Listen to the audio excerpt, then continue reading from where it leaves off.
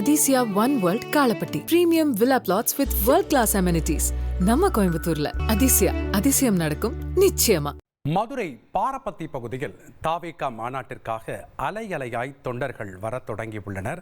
மேலும் இது குறித்த தகவல்களை செய்தியாளர் தாயுமானவன் கூற நாம் கேட்கலாம். வணக்கம் தாயுமானவன்.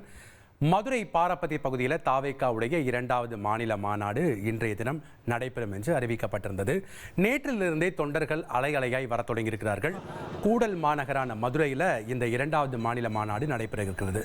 இந்த மாநாட்டிற்காக என்னென்ன சிறப்பு ஏற்பாடுகள் செய்யப்பட்டிருக்கு, மாநாடு சரியாக எப்பொழுது துவங்க இருக்கிறது, வந்திருக்கக்கூடிய தொண்டர்களுடைய மனநிலை என்னவா இருக்கு, அவங்க என்ன கருத்துக்களை முன்வைக்கிறாங்க? தமிழக வெற்றி கழகத்தினுடைய 2வது மாநில மாநாடு மதுரை அடுத்த பாரபத்தி பகுதியில் இன்றைய தினம் நடைபெற இருக்கிறது. சுமார் 600 ஏக்கர் பரப்பளவில் மாநாட்டு திடல் என்பது வடிவமைக்கப்பட்டிருக்கக்கூடிய ஒரு சூழலை நேற்று நள்ளிரவு முதலே ஏராளமான தொண்டர்கள் இந்த மாநாட்டு திடல் பகுதிக்கு பல்வேறு பகுதிகளில் இருந்து வருகை தந்த வண்ணம் இருந்திருந்தாங்க. குறிப்பாக கடந்த முறை விக்கிரவாண்டியில் இருந்து நடைபெற்ற அந்த முதல் மாநாட்டில் தொண்டர்கள் காலை வரைக்கும் உள்ளே நுழைவதற்கு அனுமதி என்பது மறுக்கப்பட்டிருந்தது. இதன் காரணமாக கடும் போக்குவரத்து நெரிசல் என்பது ஏற்பட்டிருந்தது. ஆனால் இந்த முறை அது போன்ற போக்குவரத்து நெரிசல் ஏற்படாமல் இருப்பதற்காக இரவோடு இரவாக வரக்கூடிய தொண்டர்கள் அனைவருமே மாநாட்டு திடலுக்குள்ளே அனுமதிக்கக்கூடிய பணிகளில் தமிழக வெற்றி கழகத்துடைய நிர்வாகிகள் ஈடுபட்டிருந்தாங்க. அதனுடைய விளைவாக தற்போது சரியாக 7 மணி அளவிலெல்லாம் மாநாட்டு திடல் பகுதி முழுமையாக நிரம்பக்கூடிய தருவாயில் இருக்கிறது. 1,50,000 இருக்கைகள் போடப்பட்டதாக தாவேகா தலைமையின் தரப்பில் சொல்லப்பட்டிருந்தது. அந்த வகையில் தற்போது பெரும்பாலான இருக்கைகள் நிரம்பிவிட்டதாக தகவல்கள் என்பது வெளியிடப்பட்டிருக்கிறது. பல்வேறு ஊர்களில் இருந்து தொடர்ச்சியாக தொண்டர்கள் வருகை தந்த வண்ணம் இருக்கிறாங்க. இரவோடு இரவாக வந்து இங்கே மாநாட்டு திடல் பகுதியிலேயே தங்கியிருந்து தொடர்ந்து இந்த மாநாட்டை பார்ப்பதற்காக வருகை தந்திருப்பதை நம்மால் பார்க்க முடிகிறது. குறிப்பாக வரக்கூடிய அந்த தொண்டர்களுக்கு தேவையான அனைத்து விதமான வசதிகளும் இங்கே செய்து கொடுக்கப்பட்டிருக்கிறது. குறிப்பாக சொல்ல வேண்டும் என்றால் மாநாட்டு திடலை பொறுத்த மட்டில் மேடையில் இருந்து விஜய் தொண்டர்களை நடந்து சென்று சந்திப்பதற்கு 300 மீட்டர் நீளத்தில் ரேம்ப் வாக் என்பது அமைக்கப்பட்டிருக்கிறது. மாநாடு சரியாக மாலை 3:15 மணி அளவில் தொடங்கும் எனவும் 7 மணி வரைக்கும் இரவு 7 மணி வரைக்கும் நடைபெறும் என தகவல் என்பது வெளியிடப்பட்டிருக்கிறது. சரியாக மாலை 4:45 மணி அளவில் விஜய் தொண்டர்கள் மத்தியில் உரையாற்ற இருப்பதாக தகவல்கள் வெளியிடப்பட்டிருக்கிறது.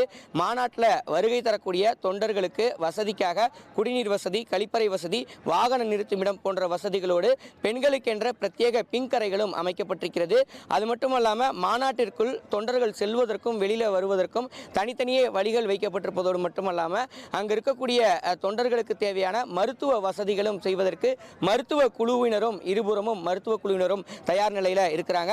காவல்துறை பாதுகாப்பை பொறுத்தமட்டில் பார்த்தோம் என்றால் 10 காவல் ஆணையர்கள், 10 காவல் கண்காணிப்பாளர்கள், 35 துணை காவல் கண்காணிப்பாளர்கள் என 3,500க்கும் மேற்பட்டோர் இந்த பாதுகாப்பு பணியில் ஈடுபடுத்தப்பட்டிருக்கிறாங்க.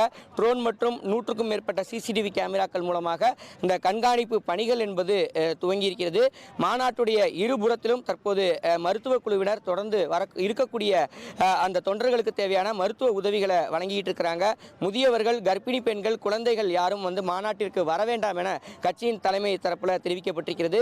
அதேபோல் இருசக்கர வாகனத்தில் யாரும் வர வேண்டாம் எனவும் பார்க்கிங் இருக்கக்கூடிய இடங்களில் மட்டும்தான் வாகனத்தை நிறுத்த வேண்டும் உள்ளிட்ட வழிகாட்டுதல் வழங்கப்பட்டிருக்கக்கூடிய ஒரு சூழலில் இந்த முறை காவல்துறையும் தொடர்ச்சியாக அந்த தேசிய நெடுஞ்சாலையாக இருக்கிறது இந்த மாநாடு நடைபெறக்கூடிய இடம். குறிப்பாக மதுரை தூத்துக்குடி தேசிய நெடுஞ்சாலையை ஒட்டிய பகுதியில் தான் இந்த நிகழ்ச்சி என்பது நடப்பதன் காரணமாக போக்குவரத்து நெரிசல் ஏற்படாமல் இருப்பதற்காக இன்று அதிகாலை முதலே வரக்கூடிய வாகனங்கள் அனைத்தும் முறையாக பார்க்கிங் செல்வதற்கான விரிவான ஏற்பாட்டை காவல்துறையினரும் செஞ்சிருந்தாங்க.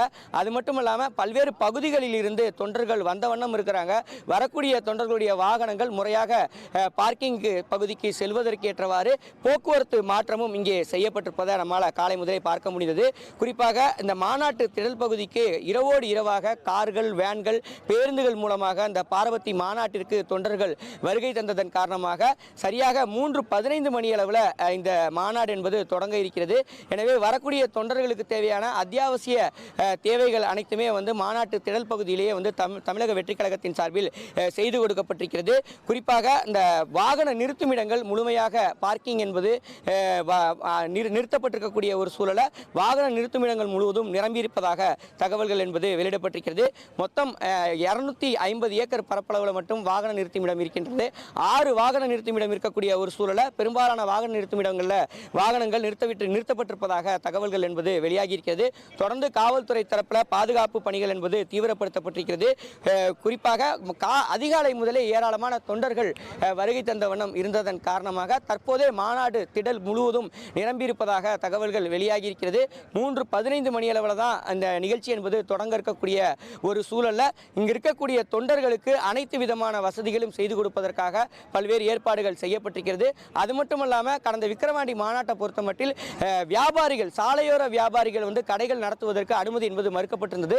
இதன் காரணமாகவே வருகை தந்திருந்த தொண்டர்களுக்கு தேவையான அனைத்து அத்தியாவசிய பொருட்கள், உணவு உட்பட அத்தியாவசிய பொருட்கள் கிடைக்க முடியாத ஒரு சூழல் இருந்தது. ஆனால் இந்த முறை பார்த்தோம் என்றால் மாநாட்டு திடலை ஒட்டி ஒரு 150க்கும் மேற்பட்ட சாலையோர கடைகள் என்பது அமைப்பதற்கு அனுமதி என்பது வழங்கப்பட்டிருக்கிறது.